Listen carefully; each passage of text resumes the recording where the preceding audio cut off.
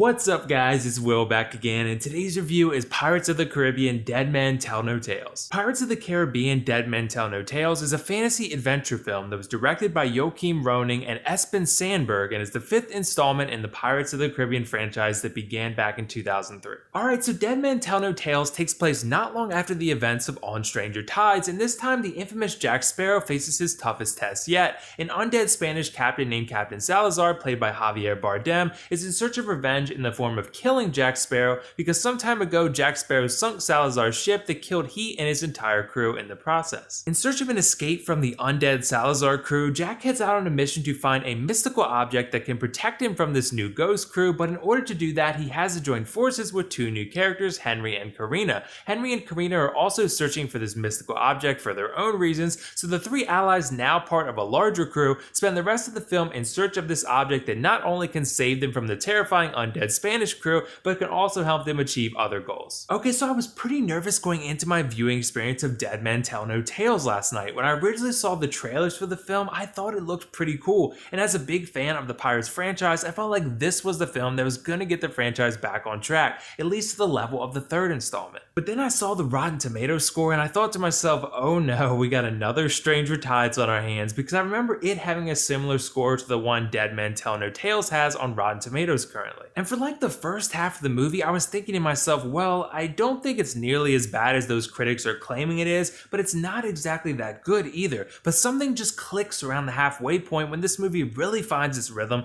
and begins to set sail towards the film we were all hoping it would be. Is Dead Men Tell No Tales a great cinematic experience? No. Is it the best installment in the Pirates franchise yet? No, it's not, but it's an enjoyable experience that I think will satisfy a lot of different types of moviegoers, huge fans of the Pirates franchise or not. I'd say that it's a bit better than the third film at World's End, which obviously wasn't a great experience, but was still a fun one overall. So like I mentioned before, Dead Men Tell No Tales really hits its stride and finds its rhythm in the second half of the film. I think the biggest problem I had with the first half was that it relied way too heavily on the same Captain Jack shtick that can certainly become pretty obnoxious in excess. The Pirates films have always been at the best when there's multiple charismatic characters that can take the extremely heavy burden off Johnny Depp's shoulders, because while most of us love Captain Jack and find him to be an enjoyable character, he's much funnier when his sense of humor is put to use in moderation. When you start relying too heavily on peculiar Jack joke after peculiar Jack joke, things start to get redundant and overly silly,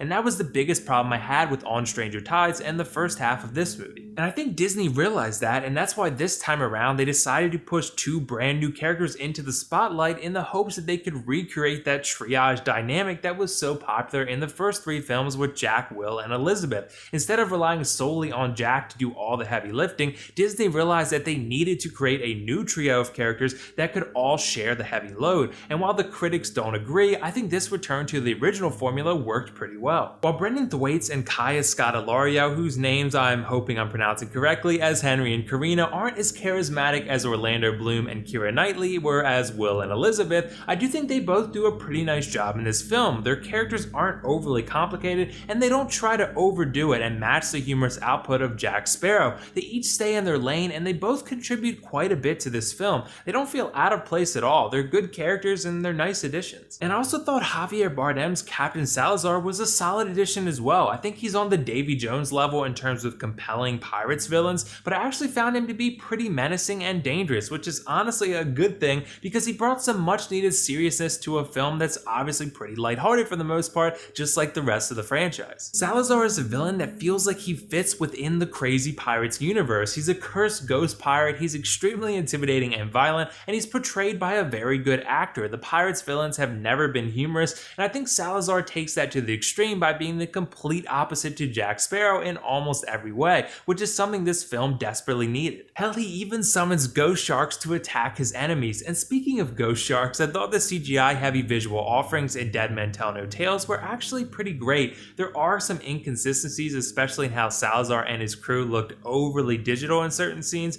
but as a whole, I thought this Pirates film was pretty stunning. There are a lot of really gorgeous shots that will help you immerse yourself into the Pirates life. And finally, the ending. It's incredibly satisfying, and I think a lot of Pirates fans are going to love what you get get here. It's something that you may be able to see coming from a mile away, but ultimately it really does feel like the journey you just went on was a rewarding one in the end. But overall, I certainly enjoyed Dead Men Tell No Tales, and I think it's much better than the other critics are telling you it is. I thought it had some very strong and humorous characters, a fairly successful return to a winning formula, some beautiful CGI and cinematography, and a very satisfying ending. I did feel that the first half of the movie felt overly silly, and occasionally the Salazar crew CGI looked not so great. But regardless, I'm going to give Pirates of the Caribbean Dead Men Tell No Tales a 7.5 out of 10 and recommend you go see this one in theaters whether you're a huge fan of the Pirates franchise or not. It's good fun. So did you guys see Pirates of the Caribbean Dead Men Tell No Tales yet? What did you think of it? And if not, let me know why not. And also let me know your favorite Pirates film and whether you feel this should be the last installment in the franchise.